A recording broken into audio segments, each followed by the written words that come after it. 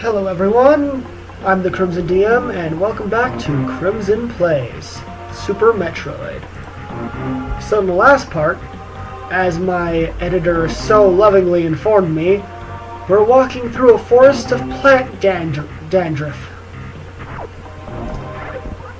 Yep. They seem convinced that this is plant dandruff and not, ash or snow or anything else it could be.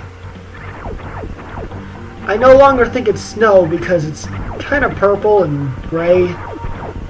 And after seeing the other areas, especially the area that we're about to get to, I have a suspicion it's not,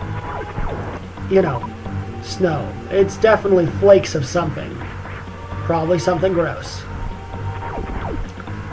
Unless, of course, someone's just, one of the creators have disproved that or something. I feel like this is probably not snow. I also don't think it's plant dandruff, but it's just me. Maybe it is. Maybe they just need to get some special shampoo for these plants, and that'll fix it right up. So, as you're about to see, we're going to be going into an area that has a really fun boss. Probably one of the most memorable and coolest bosses of the entire game, in my opinion. Despite the fact that I think it's supposed to be more of a mini-boss, and it's so early on that you will probably not have to worry about losing. When I was doing my hard mode run, I lost a few times because this guy he's not challenging per se, as much as, well, you'll see it's a bit of a nightmare. Then there's these things. I have no idea what these are. I know they're bugs, or bug people or something, and I know that they're kind of prevalent through the game, and they are kicking my butt. And I'm not really up to par to be able to fight them, I guess, because I haven't played this in so long that I kind of suck. So you're going to get to witness the long period of time it takes to just get all my resources back after I get my butt handed to me.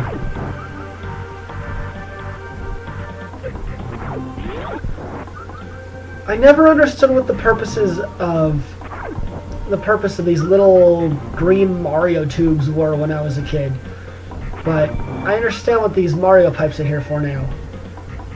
They're here so you can recollect your resources by killing bad guys. It's pretty obvious now that I'm an adult, but back when I was a kid, I was just kind of like, why do they put these annoying things here? All they do is piss me off.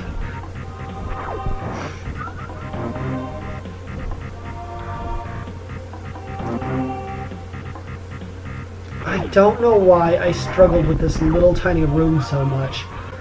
It's one of the only, 3 rooms in the game that are green, which is another one of the reasons I don't think that we're dealing with snow.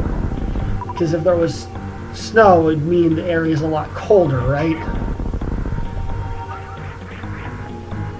I think we're dealing with some sort of dead plant infection, something along the lines of maybe, I don't know, it kind of reminds me of what you would think of in terms of a coral reef after it starts dying.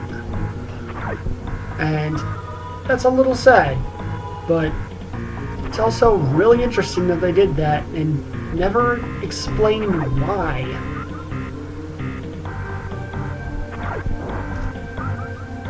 Because it's an obvious design choice.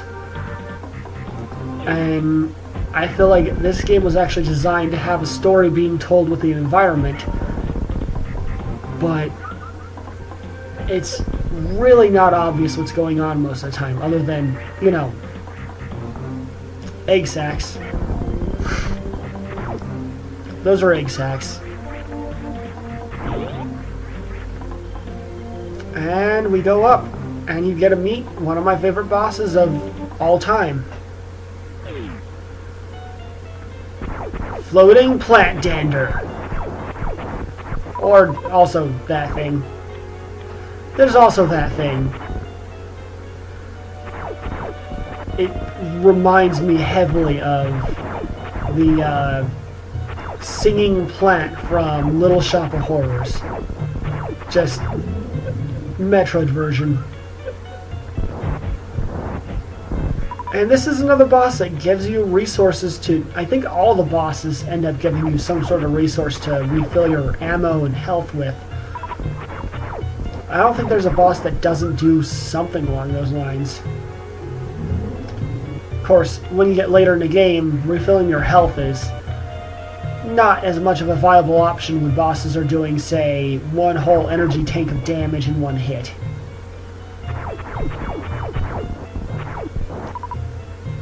That being said, this guy's still awesome. I'm not even sure what it is about this guy that I love so much, other than he's big, he's green, he reminds me of the Little Shop of Horrors plant. I don't remember its name. And it teaches you a really good mechanic of how to move, how to utilize resources, and timing to shoot at the enemy's weak spot. Not every enemy has a weak spot in this game, I don't think. Well, not a conventional weak spot. There's a couple of them. There's this guy, there's Kraid, there's one of my, perhaps my all-time favorite boss fight is in this game. You'll see him, he'll be a fun little surprise if you don't know who it is, and you shouldn't, because I'm being very vague. If you know who it is, you're reading my mind, and that is not okay. Non-consensual mind readings are not okay.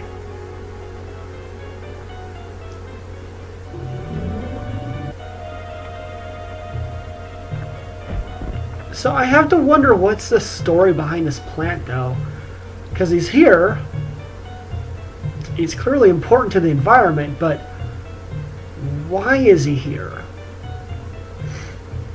Like, do you think he's part of the planet's natural anything? Or do you think the space pirates put him here? Maybe he's a leftover from the Chozo ruins, like with Metroid Prime. They have a giant plant boss who's just a leftover from the Chozo times. Which, by the way, I love Metroid Prime to death. I think it's supposed to be a spiritual, not a spiritual successor, but like a spiritual remake of Super Metroid. And with that being said, it's really darn good. You can kind of tell that it's supposed to be that based on like every location in the game and a lot of the bosses and the progression.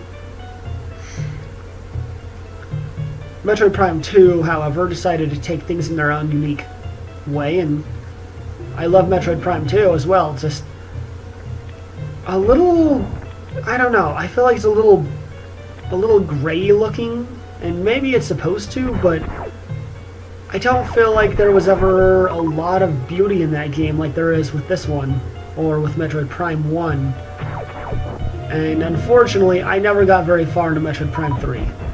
I think I played the first half hour and it felt too much like some sort of generic, not generic, but some sort of linear action game, and I just couldn't be bothered to keep playing.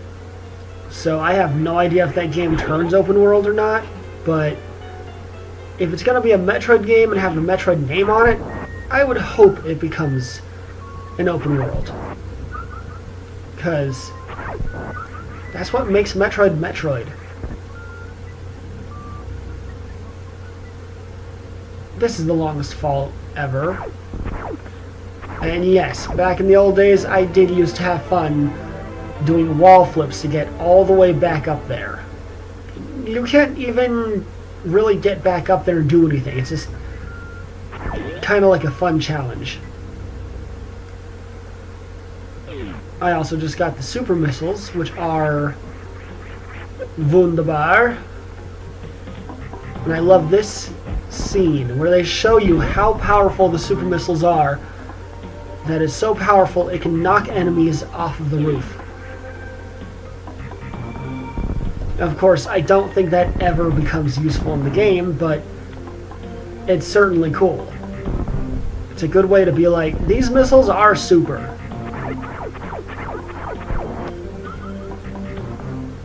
And I'm gonna go save again. And I noticed at this point that I still had some more time to kill, so I decided to make this video longer, and as I had said earlier, I want to try and make my videos a little bit longer as they go on, or as I go on with my YouTube channel. I feel like the shorter videos are nice back before I realized how to verify my account, which makes me feel a little silly. But the long videos are giving me more of a chance to play the game and giving me more of an excuse to talk at the computer and kind of get good at what I'm doing.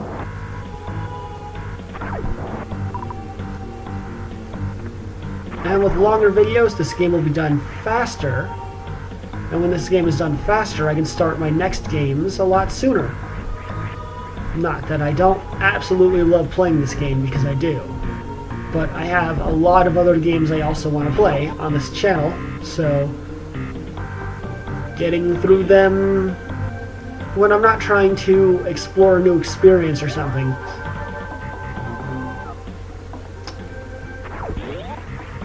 That's not quite right. When I'm not trying to... Like with this game, I'm not trying to get something new out of it. Not really. I'm trying to contextualize some of what I experienced as a kid, because I never understood environmental storytelling until I was a lot older. And that might have to do with me being a little autistic, but it was very hard for me to understand how environmental storytelling existed. To me, it was just like, oh cool, this area is covered in snow. This other area is not covered in snow. I don't know why, it's just cool. And I never stopped to think about why something was the way it was. Also, I have grown a hatred for those things, and you will see why as I'm trying to replenish my health and ammo here in a sec.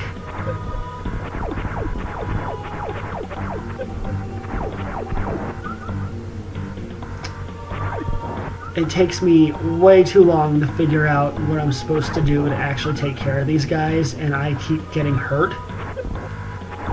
I actually almost die doing this.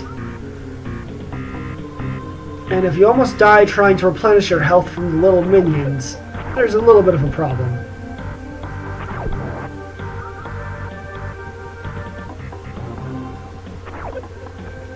Surprisingly, they only do about 10 points of damage, but when you only got maybe 19 hits in you total, that's a pretty big deal.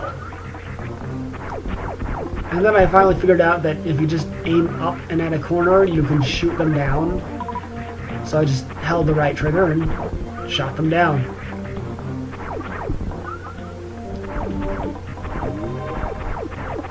I'm kind of glad that these jumping guys are not in a lot of the games that are also Metroidvania style, because it's not that they're particularly fun or annoying, or difficult. They are kind of more annoying.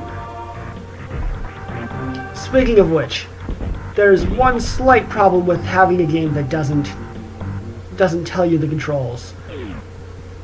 When I was a kid, I didn't realize that the run button was a thing, so that one bridge that I was running on that disappeared after me, you have to actually be running to get across it.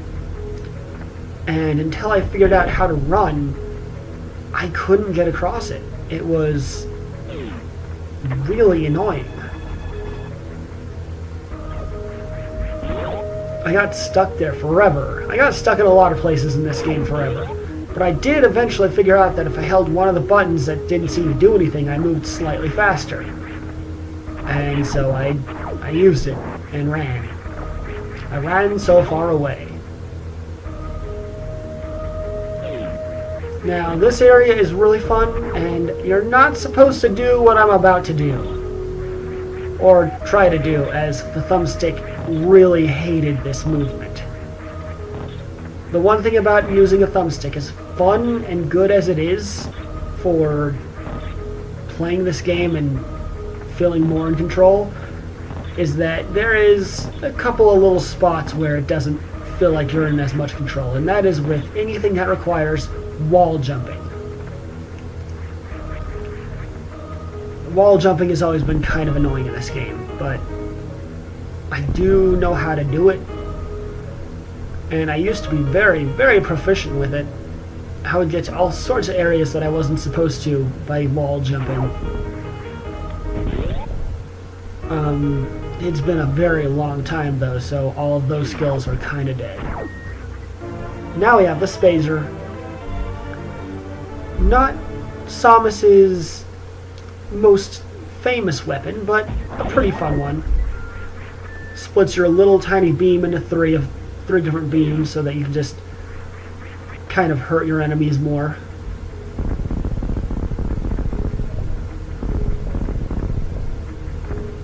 That place, by the way, just sucks. They throw you right into the middle of fighting those little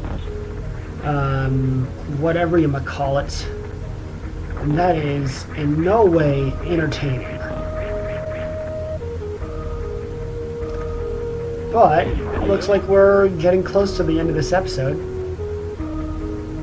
I remember walking through there the first time too. It was super pretty and super neat, and I always wondered why they would show it to me. And you'll eventually see why they show it to you. It's really good game design to just show you a tantalizing area that stands out as being utterly unique and different, and to make you wonder why it is.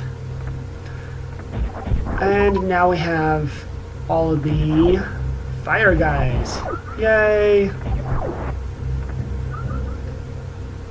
Fire spiders. They're slightly more annoying, but definitely more cool than the old ones. Alright, well, that's going to be it for this episode. Thanks for watching, and adios!